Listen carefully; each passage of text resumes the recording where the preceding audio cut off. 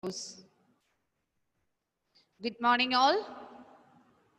Good morning, ma'am. Good morning, ma'am. Good morning. Yesterday, the revised Good morning, curriculum. ma'am. Yes. Yesterday, the revised curriculum of CBSE was published. Anybody checked? Anyone? Yes or no? No. Okay. For politics now, for economics, you have now only 3 chapters. Okay. In the textbook, in the NCERT textbook, you have 4 chapters. But as per the revised curriculum, you have only 3 chapters. Chapter 1, 2, and 3. That means the food security in India is deleted.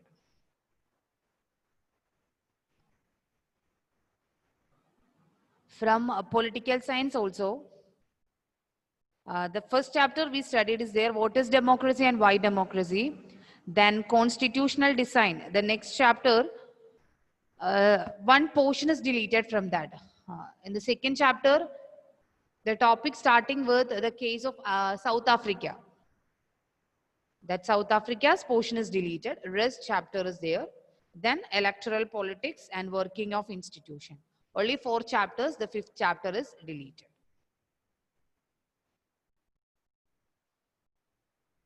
Okay. So from both politics and economics, 1 chapter is deleted, and from politics, from the constitutional design, 1 topic is also deleted.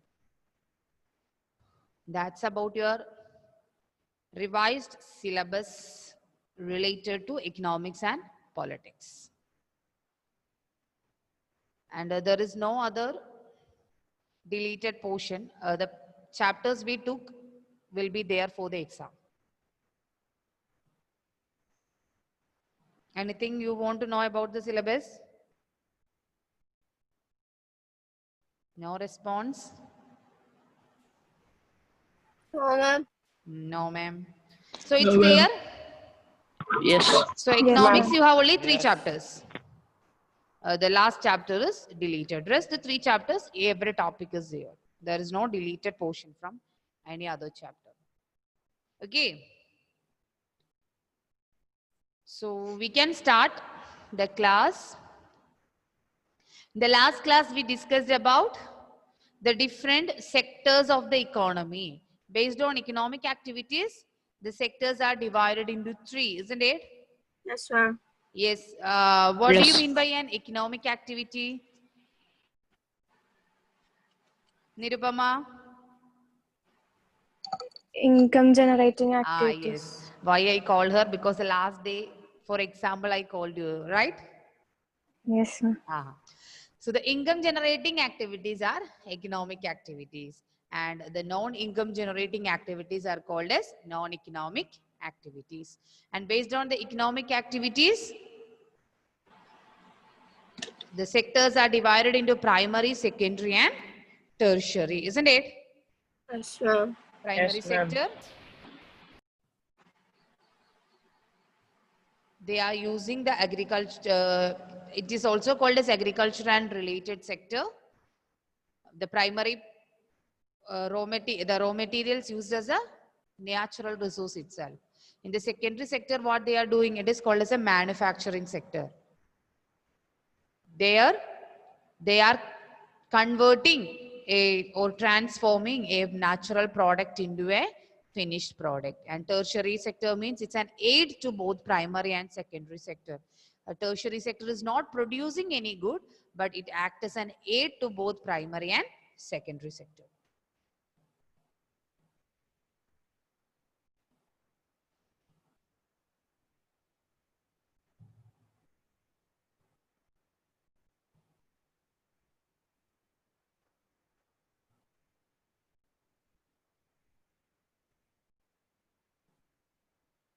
The sexual division of labor. That's the next heading. Sexual division of labor. What does it mean?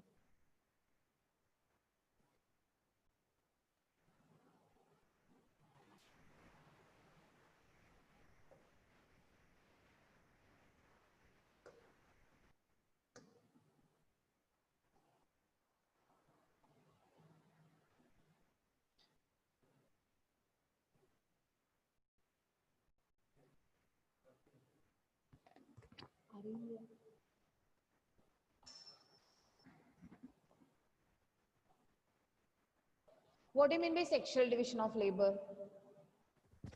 Division based on gender. Based on gender, very good. Based on gender, if we are classifying the people, men and women, is any difference between their working condition? Yes, ma'am. Yes, what is it? The women are like they have to work only small, not risky works.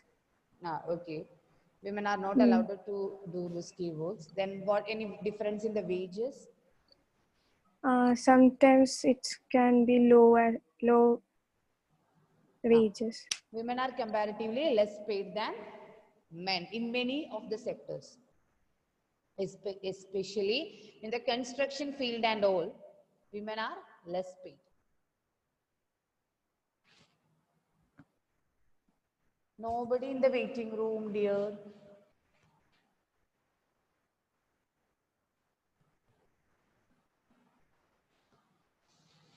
So, traditionally, from the ancient time itself, there is a division of labor.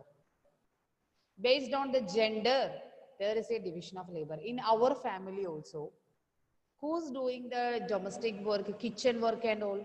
Who's doing? Father or mother? Mother. Mother. No response? Mother. Mother. Mother is doing the domestic works. Did she pay for that? No. No. No. What about the gender, males? But when you went to a hotel, if you are going to a hotel for having the food, their chef may be a man or a woman. Men. Man. Men, isn't it? Almost all the chef, I think so, are men. But when we are coming to a family, the household works are done by whom? By the women. That means it's a traditional practice from the society, from traditionally. Indian tradition is especially a patriarchal society. What do you mean by patriarchal? Matriarchal and patriarchal. Patriarchal means male dominated. Indian society is a male dominated society. So the ancient time itself, men are allowed to go out and to do the works. And what about the women? They will do the works in the house. They will cook for their family, or they will look after their children, and they will do the household works. And men is considered as an income earning persons from the family in the ancient time. Okay. In the case of Sahal and Vilas itself, if we are analyzing, Sahal's mother is doing household work. But what about Vilas? Fish. Fish. What about Vilas? Selling fish. His mother is working, isn't it? But what about her salary and all? Wages and all? 20. Low. Very less. Very And low. she is working in an unorganized sector. Unorganized sector. So based on the working condition, we can divide in the sector into two. One is organized and the other is unorganized. Okay? Based on the working condition, we are dividing the sectors into two. One is organized and the other is unorganized. Then what do you mean by organized sector?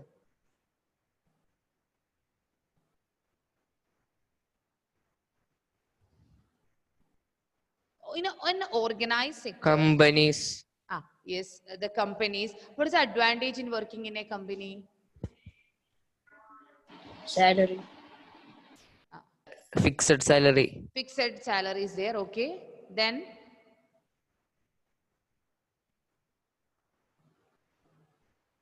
any other advantage they will get? Fixed salary is a great advantage for them.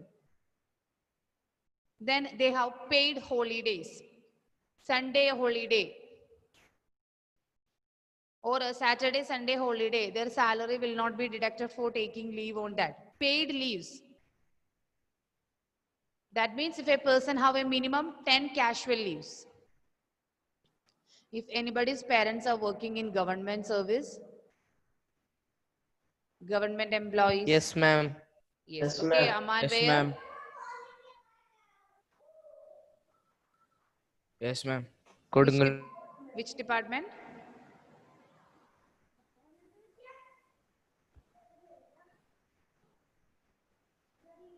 Ma'am, Deputy Tahsildar. Okay. Hey, Steve. Yes, ma'am. Okay, and Steve. So, Kodingalur. What are No, the ma'am. advantages? Chalipudi. Mother or father? Father. Father. Okay. What are the advantages? That Do you I feel don't any know. advantage in working in a government sector? Okay. One is paid leaves are there. See, Saturday and Sundays are holiday for them, but their salary will not be deducted. And I think they have 20 days holidays. Not holidays, paid leaves are there, casual leaves. That means they can take 20 leaves. For that, their salary will not be deducted. And also they have PF, Provident Fund, gratuity. After completing 5 years or 10 years, they will get gratuity. Then paid leaves. And also they are following the rules and regulations of the government. So there is a mode of appointment and also for dismissing too. Not only in the government service, in an organized sector. As Aman said, and a company is about coming under an organized sector. A big factory or a company is coming under organized sector. Schools, both the private or the government or aided schools are coming under the organized sector.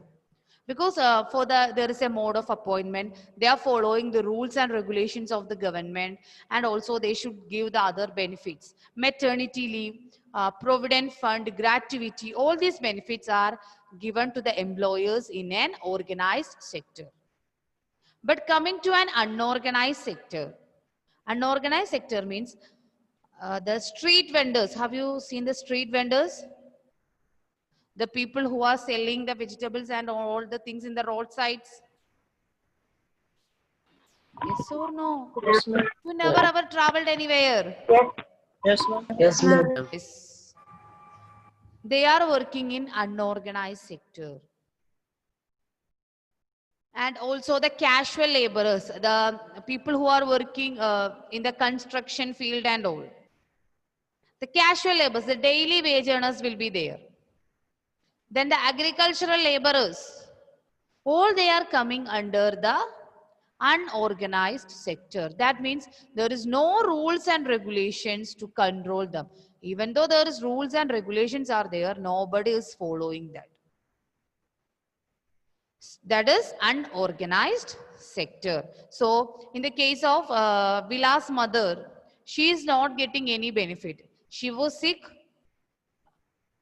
She have no money to go to hospital because she is not getting any other benefit. If she is working, she will get the salary only, wages only.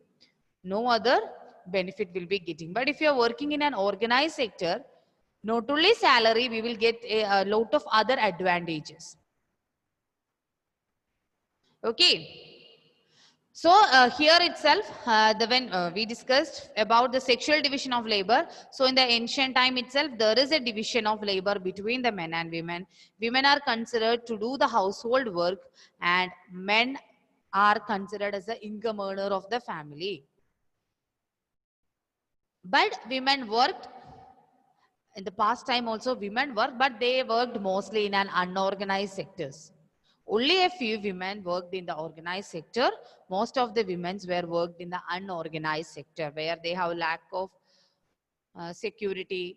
Then other benefits are not getting only, and also their wages are very less. But nowadays the situation changed, isn't it? Nowadays the Yes, women is ma'am. working in almost all the sectors, in every sectors. Aman, you can't hear me. Okay, rest all of you can hear me. Yes, ma'am. Yes, ma'am. Yes, ma'am. Child, you move, maybe network problem. You leave the meeting and once again join. Maybe okay.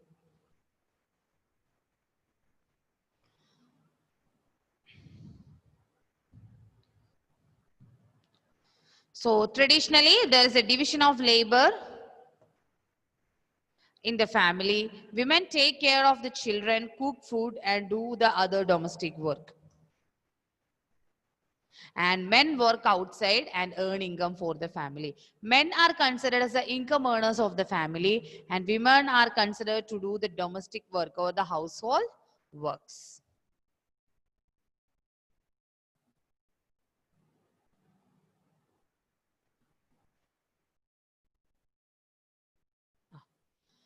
One more important point. The earning of any individual in the market. The earning of any individual in the market.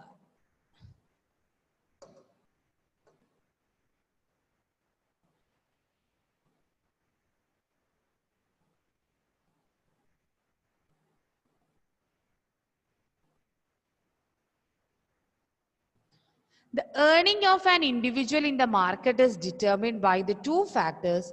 One is their education and the skill.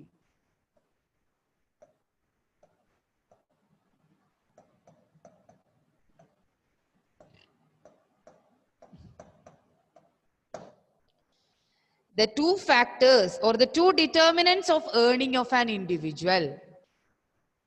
The earning of an individual is determined by two factors.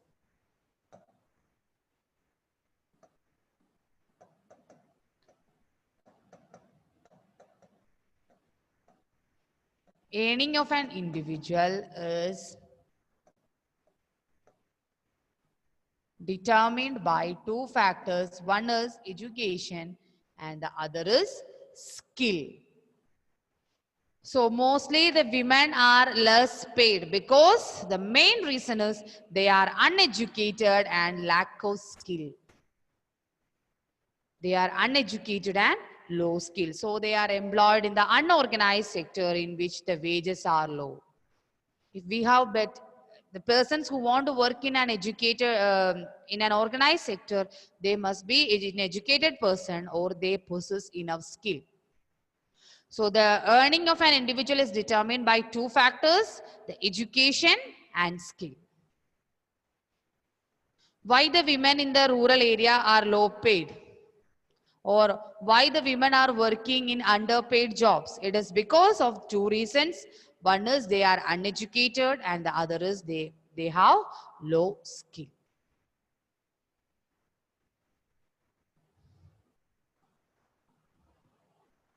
So for 1 mark questions, this can be asked. Earning of an individual is determined by two factors. Which were they? Which were they? Skill and education. Skill and education.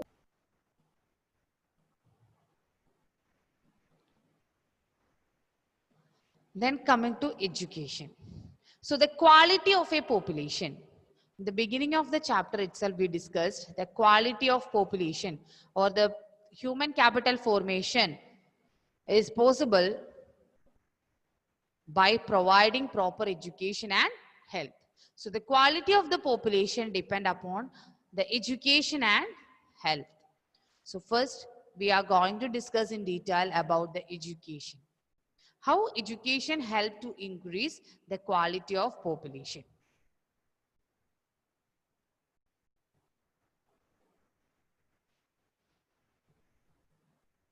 Now, why you are coming to school? Are you happy with your school days? Yes. Yes? Yes, ma'am. Okay. Yes, ma'am. All of you? Yes, ma'am. Yes, ma'am. Yes. Yes, ma'am. You are spending too many years for your schooling and college life, isn't it? From the 4 years onwards, we started our education and it will be entered mostly by the age of 22 or 23. But this 23 years or 24 years of education help us in our future. It helps us in our future. How? To get a job. Yes. It helps you to get a better job. Obviously, if you have better job, your standard of living will increase, your lifestyle will be better, and we are in the safe zone. But the students or the children who are not attending the schooling, what will happen? The two determinants we discussed, one is education and the skill. They will lacking that. Lack of education and skill. So they are not getting any proper job. Adil, to whom you are talking there? Yeah. No, ma'am.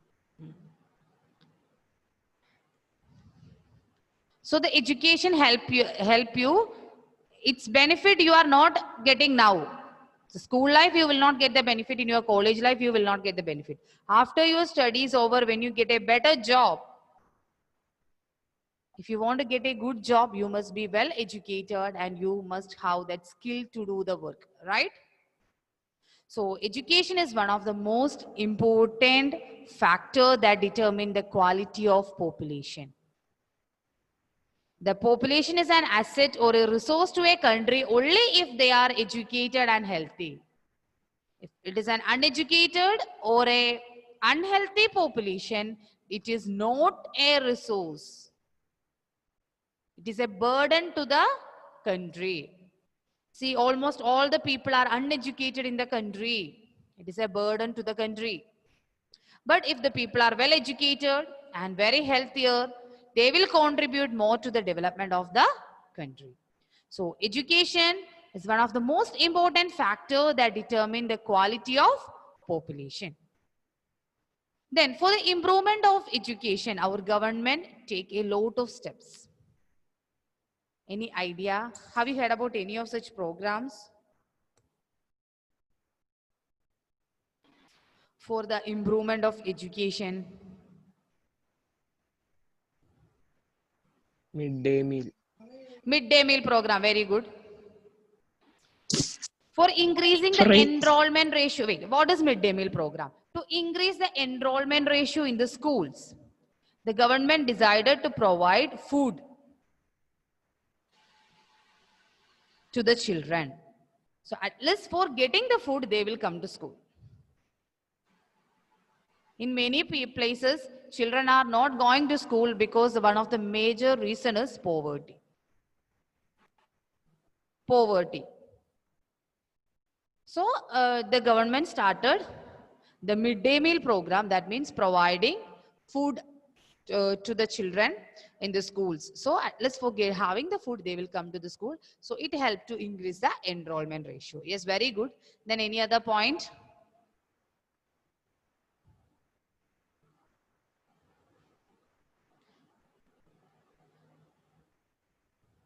Okay.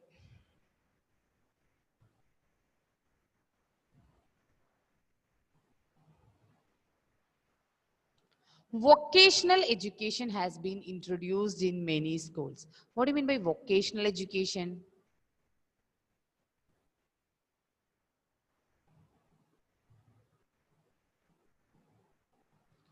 Have you heard about vocational higher secondary in the state syllabus?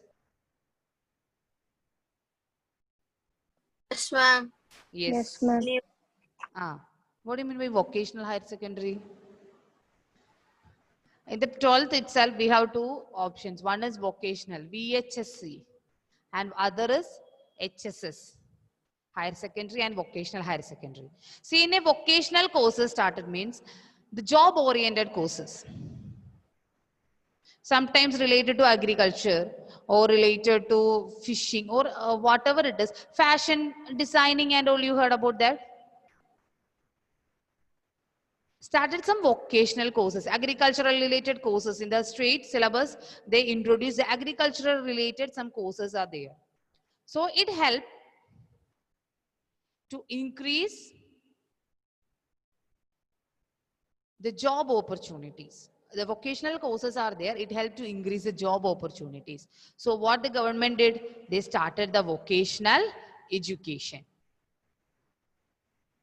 Then the plan layout or the money spent for the education, for the education increased.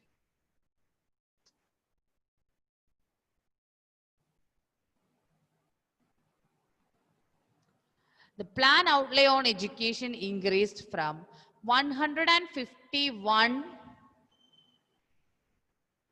crore in the first plan to 343,825 crore in the 10th plan. Have you heard about 5-year plans? 5-year plans? Children, yes or no? Ma'am. Ma'am. Yes, 5-year plan. What do you mean by 5-year plan? 5 years this much things we have to A little bit louder.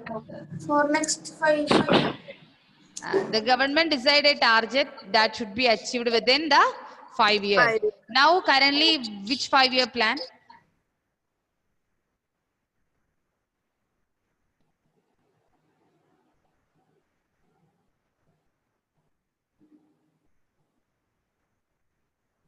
Which 5-year There is plan? no 5-year plan now. Okay, Adil, very good.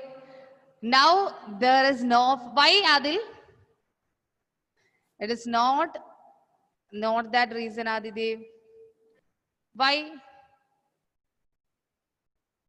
Answer is correct. Now there is no 5-year plan. Almost When developed. Narendra Modi came in, Yeah, he it's banned. developed. Planning commission was dismissed. Yes. Now there is no agency called Planning Commission. Instead of Planning Commission, the NDA government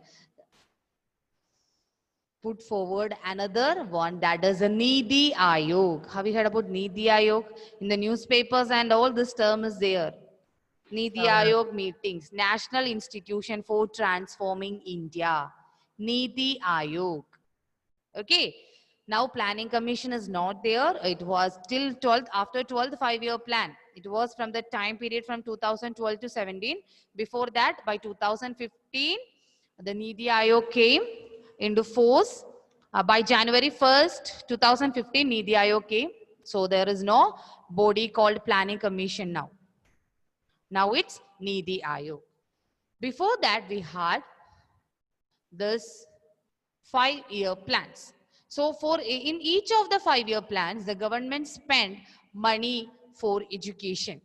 And the difference you can see that in the first 5-year plan, it is only 151 crore, but coming to the 10th plan, it is around 43,825 crore. That means the government started to spend more money for education. And the another important one is Sarva Shiksha Abhiyan. Have you heard about the term? Sarva Shiksha Abhiyan? No. No.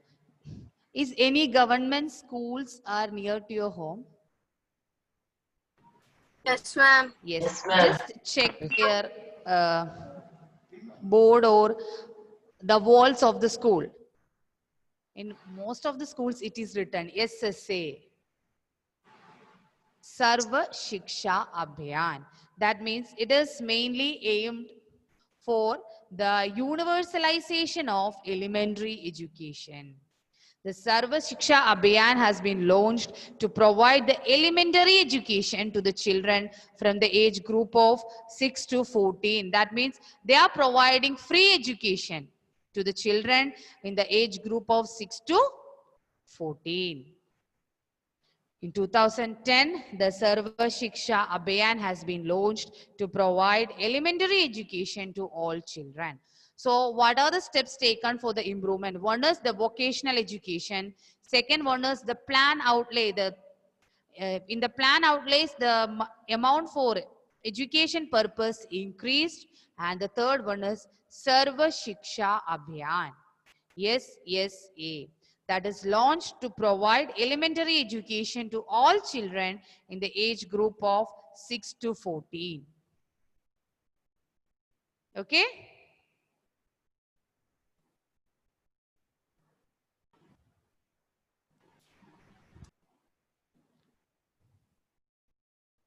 Then midday meal scheme, you said it, midday meal schemes were launched to attract the children to the school, because at least for having the food, they will come to school. Then the universities and the colleges started technical institutions. That means if technical courses were started by the universities and colleges. To enhance the skill, they started the technical institution, the colleges. A large number of technical institutions were started, then the universities and colleges. So for increasing the accessibility of the higher education, a large number of universities, colleges and technical institutions have been started. Then the most important one is the Right to Education Act have been passed for providing free and compulsory education to all the children. Right to education. Now it is a fundamental right of the child and a fundamental duty of the parent to provide the basic education to the children. It is a right of the child.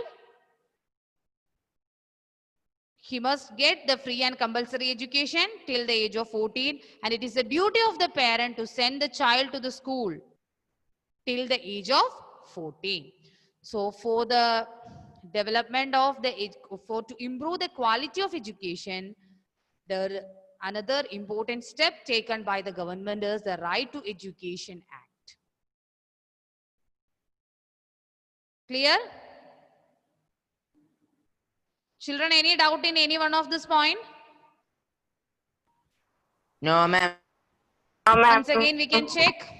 First one is vocationalization of education. Vocational education has been introduced. Then the plan outlay for education has been increased. Then the Sarva Shiksha Abhiyan was launched to provide the elementary education to the children from the age group of 6 to 14.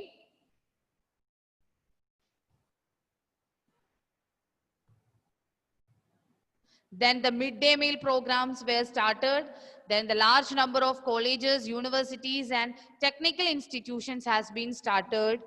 And also the Right to Education Act has been passed to provide free and compulsory education to all children.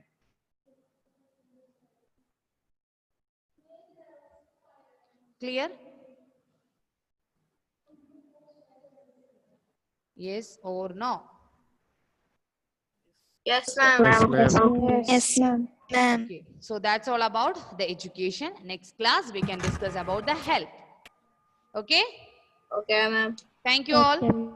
Thank you, Thank ma'am. you, ma'am. Bye. Thank